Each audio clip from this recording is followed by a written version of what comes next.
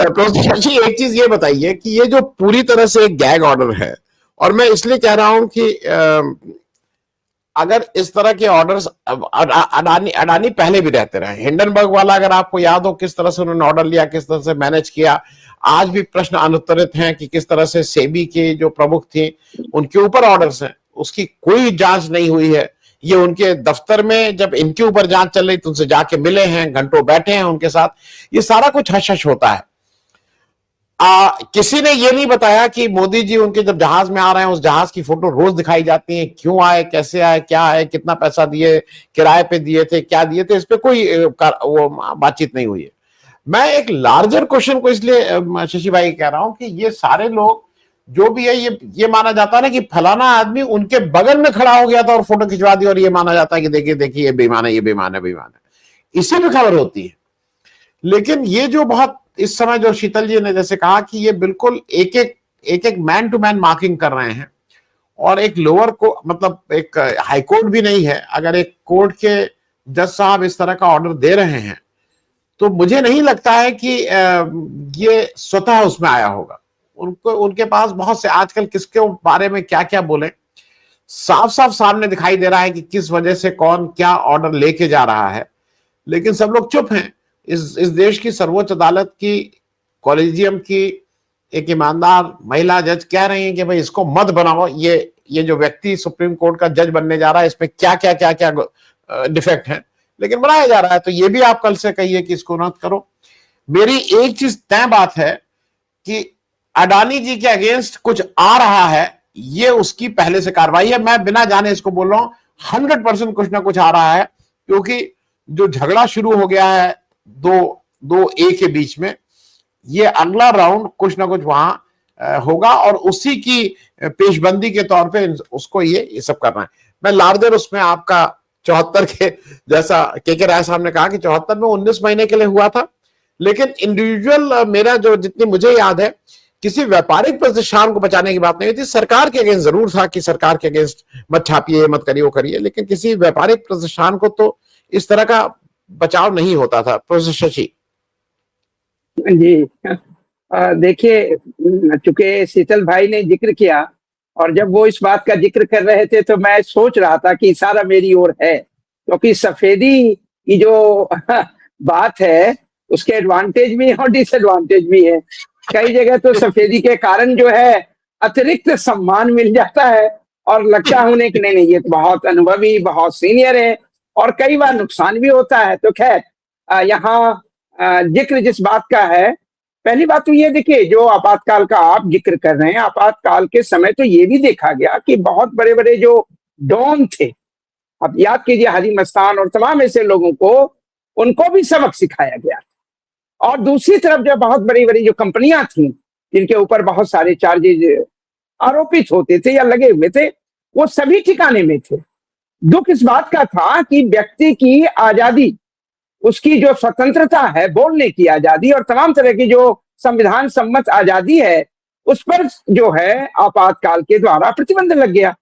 और सबसे बड़ी बात कि नागरिकों का यह अधिकार जो सरकार का विरोध करे, आंदोलन करे और सरकार की गलत नीतियों को वो बार बार संगठित होकर के भी उसे गलत ठहराए, इन तमाम प्रकार की आजादी पर अगर आप प्रतिबंध लगाते हैं तो उससे फिर लोकतंत्र नहीं बचता है। सवाल सिर्फ इतना है कि लोकतंत्र को किस प्रकार से आप परिभाषित करते हैं, जिसमें व्यक्ति की स्वतंत्रता और अन्य जो उसकी आजादी है उसकी सुरक्षा, और उस सुरक्षा में न्यायपालिका की भूमिका।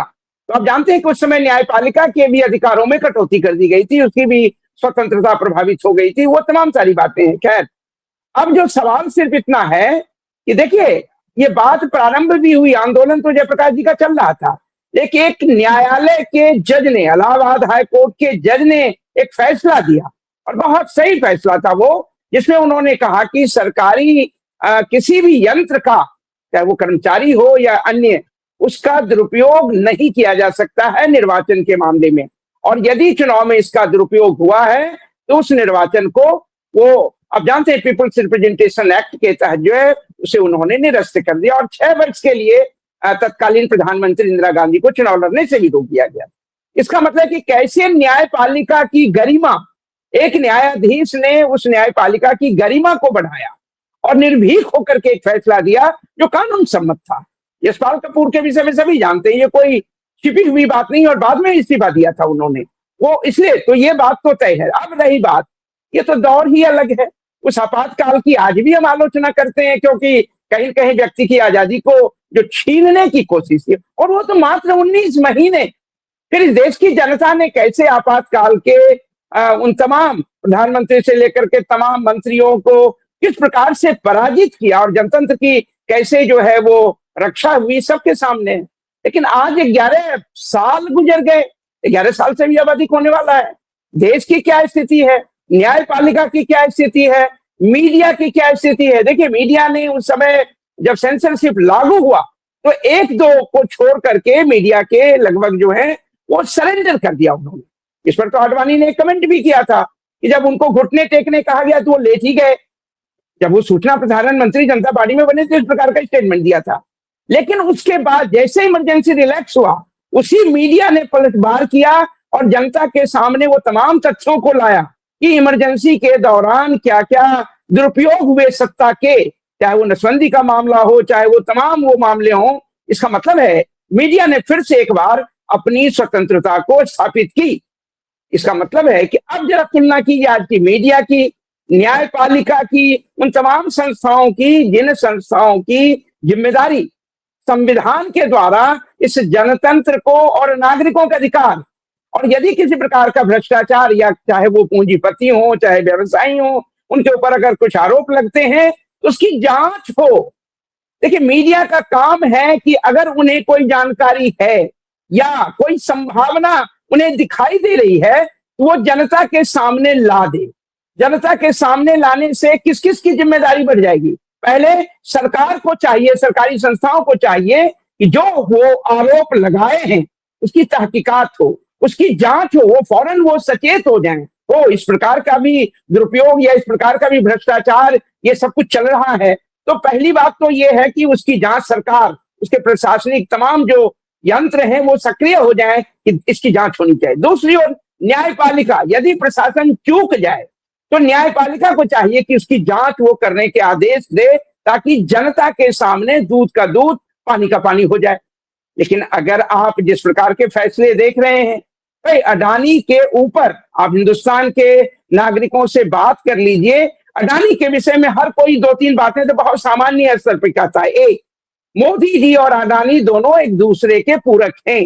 दोनों ने एक दूसरे को, एक ने उनको सत्ता में पहुंचने में अपने दौलत की मदद की और दूसरे ने उन्हें दौलत कमाने में अपनी सत्ता का दुरुपयोग किया। और इस प्रकार से पूरे हिंदुस्तान में ही नहीं, दुनिया में, और वो हिंडनबर्ग का रिपोर्ट ले लीजिए या अमेरिका में जो कुछ अडानी के खिलाफ चल रहा है। और अगर अडानी साहब दूध के धुले हैं तो अमेरिका क्यों नहीं जाते हैं?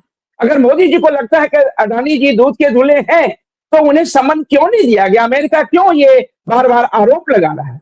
बात तो ये भी आई कि कैसे सीज फायर के बीच में ट्रंप ने कई बार कहा कि ट्रेड के कारण, किसी को बचाने के कारण, तमाम ऐसी बातें। क्या देश की जनता को सच को जानने का अधिकार नहीं है? तो सरकार सच जानने नहीं देगी, गोदी मीडिया उस सच की जगह झूठ फैलाएगी और न्यायपालिका सच बोलने वाले या सच की वकालत करने वाले विभिन्न पत्रकार हों या समाज के बौद्धिक या नागरिक हों, उनके खिलाफ ये गैग ऑर्डर पास करेगी, और वो भी उनकी अनुपस्थिति में। ये मैंने आप कल्पना नहीं कर सकते कि अदालत की यह जिम्मेदारी है। और सारे आरोप तो लगातार लग रहे हैं, तमाम जो हैं। अब जानते हैं कि फैसले किस प्रकार के किए गए और जो बातें कही जा रही हैं, कोई राज्यसभा का मेंबर बन गया, किसी को कोई और जिम्मेदारी मिल गई। यह जो लोभ, लालच, और जस्टिस लोया की तो हत्या ही हो गई।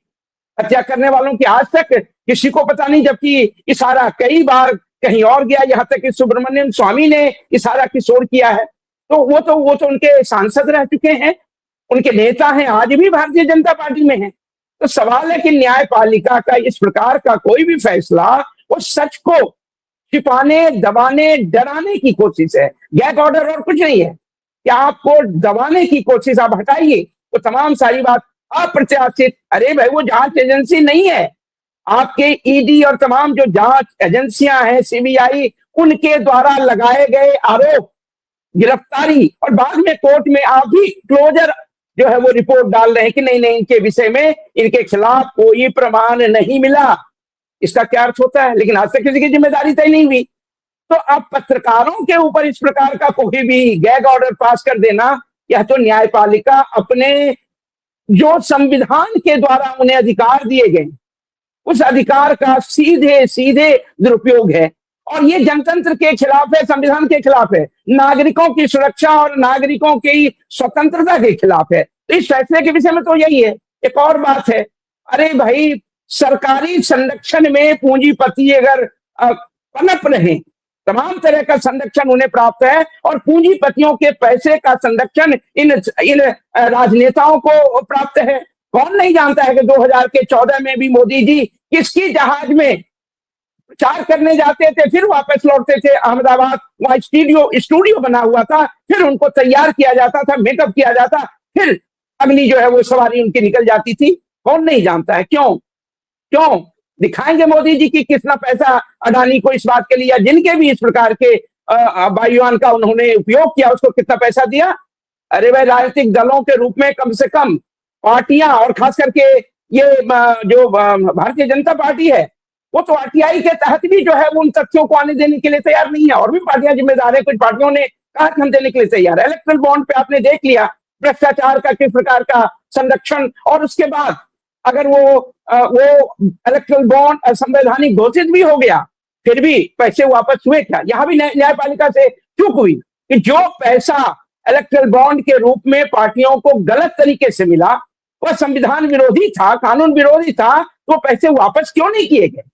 क्या पार्टियों ने, भारतीय जनता पार्टी ने जो कहती है कि चाल चरित्र चेहरा और ये संस्कारी पार्टी राष्ट्रवादी, क्यों नहीं पैसा लौटा है? नहीं लौटा है। सबसे अधिक पैसा तो उसी ने कमाया। तो इसका मतलब इतना नहीं, पीएम के द्वारा जो फंड बनाया गया था, पीएम फंड, आज तक भारत का कोई व्यक्ति नहीं बता सकता कि कितना पैसा जो है उसमें आया और कहां खर्च हुआ, किसी को नहीं पता। तो इस देश में प्रधानमंत्री से लेकर के वो तमाम लोग और पूंजीपतियों के द्वारा तो जो कुछ हो रहा है वो आपके सामने है। तो अब जो स्वतंत्र निर्भीक पत्रकार हैं, जो अपनी जान को जोखिम में डाल करके जनता के सामने सच्चाई लाने की कोशिश कर रहे हैं, अब उसे अदालत जो है, प्रशासन तो डराती ही है। तमाम पत्रकार, आप तो खुद एक ऐसे पत्रकार हैं, कितने आपको जो है वो धमकियां और क्या क्या नहीं मिलते हैं। और ऐसे तमाम स्वतंत्र निर्भीक पत्रकारों को डराने के लिए तमाम आरोप लगाने की कोशिश, झूठ का सहारा और धमकियां। ऐसी स्थिति में कुछ निर्भीक पत्रकारों ने ये जान की बाजी लगा करके ये आरोप लगाए, तो न्यायपालिका को क्या चाहिए था? उस रोहिणी के जज को चाहिए था कि वो इसकी जांच की बात करते, लेकिन उन्होंने क्या किया? बिना सुने एक अंतरिम ऑर्डर पास कर दिया और 36 घंटे और 5 दिन में हटाइए, ये अप्रत्याशित है, अप्रामाणिक है, वो सारी बातें। मीडिया का काम नहीं है कि उसकी प्रामाणिकता की जांच हो। तो इसलिए मुझे लगता है ये अपने आप में ये जो क्रोनी कैपिटलिज्म है, और इस क्रोनी कैपिटलिज्म में न्यायपालिका जिस प्रकार से अपने संवैधानिक दायित्वों को भूल गई है, जो बहुत दुखद है। तो देखिए, एक पिलर कार्यपालिका वो अधिनायकवादी हो चुकी है, विधान पालिका यानी कि जो कानून बनाने वाली संस्था है वहां किस प्रकार से होता है आप देख चुके हैं। और तीसरी ओर न्यायपालिका जो तीसरा स्तंभ है, जिसको संविधान बचाने की जिम्मेदारी है, वो क्या कर रहा है। और चौथी बात जो मीडिया, फोर्थ पिलर, मैं उस मीडिया की बात कर रहा हूं जो मीडिया कॉर्पोरेट के और सत्ता के संरक्षण में देश की जनता को लगातार गुमराह कर रही है, जनतंत्र की हत्या कर रही है। तो ऐसी स्थिति में यह बहुत खतरनाक दौर है। और इस खतरनाक दौर को, इमरजेंसी गलत था, लेकिन इमरजेंसी 19 महीने में चली भी गई और जनता ने इंदिरा जी को और उनकी पार्टी को पूरी तरह से उखाड़ फेंका, सबक सिखा दिया। लेकिन आज तो सबक भी सिखाने नहीं देंगे। क्यों? इलेक्शन कमीशन भी दलाली कर रहा है, तमाम तरह की संस्थाएं। तो ये ऐसी स्थिति में जनतंत्र को बचाने और ऐसे तमाम भ्रष्ट पूंजीपतियों को जो जनता के पैसे, अरे आज तक जो है मोदी जी के पास इस प्रश्न का उत्तर नहीं है, कितने लोग जो देश के हजारों करोड़ रुपए लेके भाग गए इनके कार्यकाल में, क्या हुआ? कौन देगा जवाब? लेकिन ये सरकार जवाब देना नहीं जानती है, क्योंकि सरकार के पास जवाब नहीं है। तो ऐसे भ्रष्ट सरकार को और ऐसे तमाम पूंजीपतियों को पहचानने की जरूरत है। जनता पहचाने, कम से कम जी जनता का एक वर्ग जो समझता है कि उसके हित की कुर्बानी दी जा रही है, वो पहचाने और सामने आए और इन्हें सबक सिखाएं। धन्यवाद।